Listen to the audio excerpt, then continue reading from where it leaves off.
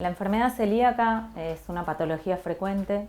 Muchos niños debutan en la infancia, digamos, es decir, muchas personas que tienen celiaquía debutan en la infancia con síntomas muy variados. Ustedes saben que es una intolerancia permanente al gluten de la dieta. El gluten es genéricamente una proteína que está en muchos cereales, los llamados TAC, trigo, avena, cebada y centeno, ¿sí? Y eso genera una alteración en el intestino, produciendo una atrofia en el intestino, que es lo que va a llevar a la aparición de los síntomas que va a manifestar el paciente. ¿Qué es lo que sucede con el intestino del celíaco? El intestino del celíaco pasa una primera etapa en la cual aparece una inflamación y posteriormente lo que nosotros llamamos la atrofia vellositaria. Las vellosidades del intestino son las encargadas de absorber los nutrientes y en los celíacos lo que ocurre es que el gluten genera una respuesta inmunológica en el intestino que va a hacer que se produzca la atrofia y posteriormente entonces la malabsorción, que es lo que genera la aparición de los síntomas, ¿sí? Los síntomas son muy variados, muchas veces depende de la edad, de la aparición, pero a grandes rasgos en los menores de 3 años, que es una forma de debut muy frecuente de la celiaquía, son los síntomas digestivos, la diarrea crónica, la distensión abdominal, el dolor y el estancamiento en la curva de peso o a veces de talla también, ¿sí? En los niños mayores ya por ahí los síntomas son más variados, puede haber diarrea por supuesto, puede haber dolor, pero también hay reflujo, hay vómitos, ¿sí? Puede haber síntomas que no son digestivos, como por ejemplo las cefaleas, las artralgias, que son los dolores en las articulaciones, síntomas en piel, ¿sí? Como dermatitis, caída del cabello, que se llama alopecia, ¿sí? Digamos, otros, constipación, incluso, no todo es diarrea en la celiaquía, y en los niños mayores, en general adolescentes, predominan también este tipo de síntomas. El abanico de síntomas es enorme. ¿Cómo se hace el diagnóstico diferencial entonces de la celiaquía? Enorme porque la enfermedad celíaca es sistémica, es decir, puede afectar a cualquier parte del organismo. Entonces puede haber síntomas digestivos o por fuera del aparato digestivo. Una forma de presentación muy frecuente y que nos suelen derivar los hematólogos es la anemia crónica por déficit en la absorción de hierro, ¿sí? Los dermatólogos nos derivan muchos pacientes también por síntomas dermatológicos crónicos, ¿sí? Y el diagnóstico diferencial, por supuesto, es importante hacer un buen interrogatorio, edad de inicio de los síntomas, presencia de antecedentes familiares que pueden estar o no, ¿sí? Hasta un 10% de familiares de primer grado pueden ser celíacos si tienen un papá, una mamá o un hermanito. En esos los buscamos en general, como decimos nosotros, le hacemos lo que se llama el screening, buscando la aparición de la enfermedad, que incluso puede ser asintomática completamente, y por eso en esos casos uno trata de detectarlo precozmente. ¿Hay algún tipo de estudio que se pueda realizar?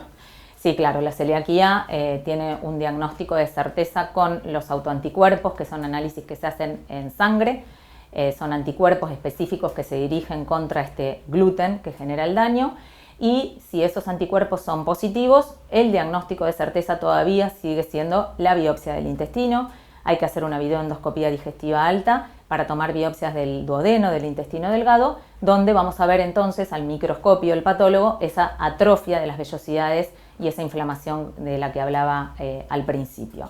Y de esa manera 100% de certeza diagnóstica. No solo con los anticuerpos, eso es importante saberlos, porque los análisis de sangre a veces no son del todo certeros.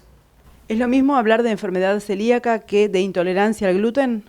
No, no es lo mismo. La enfermedad celíaca es una enfermedad autoinmune donde nosotros encontramos anticuerpos y encontramos una biopsia alterada en el intestino.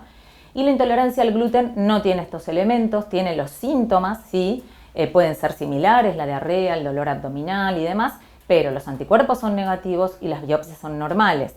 Pero el paciente por ahí realiza una dieta sin gluten y anda bien, digamos, es decir, sus síntomas mejoran. Esto la realidad que en pediatría no es tan frecuente como en adultos. El diagnóstico diferencial siempre debe hacerse con la enfermedad celíaca, por lo tanto antes de hacer dietas de exclusión de TAC, digamos sin gluten, hay que hacer una consulta con el especialista, con el gastroenterólogo pediatra, para descartar fehacientemente la enfermedad celíaca y no realizar dietas innecesarias. ¿El tratamiento es la dieta? El tratamiento es la dieta, únicamente. Hoy en día únicamente es la dieta libre de gluten o de TAC de por vida. Por eso somos muy responsables en hacer diagnóstico, sobre todo en la edad pediátrica, en lo cual esto va a cambiar a lo largo de la vida de del paciente, de la familia, del entorno social, y todo lo que viene posteriormente. Se vuelve fundamental, imagino, entonces, la intervención del nutricionista. Sí, en general nosotros trabajamos con nutricionistas, sobre todo al inicio de la dieta. Si bien hay mucha información que sabemos que está en internet y demás, la verdad que tener el asesoramiento de un nutricionista es muy importante, para hacer las cosas lo mejor posible y no restringir alimentos tampoco innecesariamente. ¿Qué sucede? Ya nos vamos de lo que es la cuestión médica específicamente, pero con la utilización de los utensilios. Digo, ¿la mínima exposición a este tipo de harinas o de componentes requiere ser extraída de la dieta? Sí, eso se llama contaminación cruzada. La contaminación cruzada es estar comiendo un alimento que es apto, es decir, que no tiene TAC, por ejemplo, pero que en el proceso, ya sea que uno lo cocina, que uno lo almacena, que uno lo guarda, ¿sí? Se contamina, ¿no?, entre comillas, con cosas que pueden haber tocado el gluten. En general, limpieza de superficies, limpieza de utensilios, guardar en tuppers con tapa o con film, no mezclar la comida del celíaco con la comida del que no es celíaco. Con esas pautas en general que les enseñamos también al paciente y lo educamos en el momento del diagnóstico, ya con eso en general lo controlamos. Hablamos de que hay un daño en el intestino. ¿Ese daño en la absorción de los alimentos es con todos los alimentos o exclusivamente con las harinas? No, una vez que se ha producido la atrofia vellositaria, ¿sí?, el intestino es incapaz de poder absorber la gran mayoría de los nutrientes y por eso no solo se malabsorben las harinas, sino también las proteínas, el calcio, el hierro, las vitaminas, etc. Por eso genera una alteración importante, no solo a nivel del crecimiento, sino también déficit a nivel de piel, muchas veces, piel seca, caída de cabello y demás por faltas en general de estos nutrientes también. ¿Y esos nutrientes se incorporan durante el tratamiento?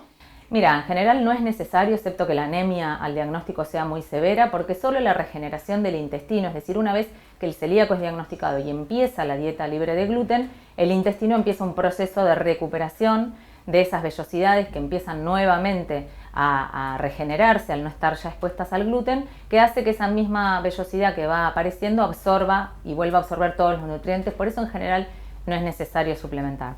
La celiaquía entonces es recuperable.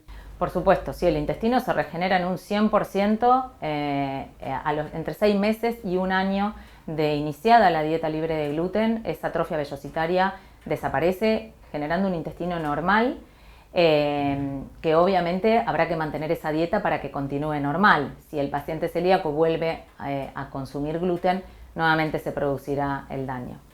Me imagino pediatría, chicos, situaciones cotidianas de los chicos, ¿cómo es el acompañamiento a los chicos y a las familias, por supuesto, para que puedan continuar con este tratamiento? Sí, digamos, eso es una parte fundamental, digamos, una es el diagnóstico y la otra después es, una vez que hace el diagnóstico, bueno, ¿qué hacemos, no? Es el seguimiento de este paciente y de la familia que necesitan apoyo de profesionales, de nutricionistas y en general hay que asesorar mucho sobre el seguimiento a nivel escolar también, o sea, el chico va a la escuela, va a un cumpleaños, va a un campamento y en todos esos casos necesitan asesoramiento para que continúe con su dieta. Así que bueno, eso suele ser algo muy importante y que atraviesa la vida del paciente y de la familia.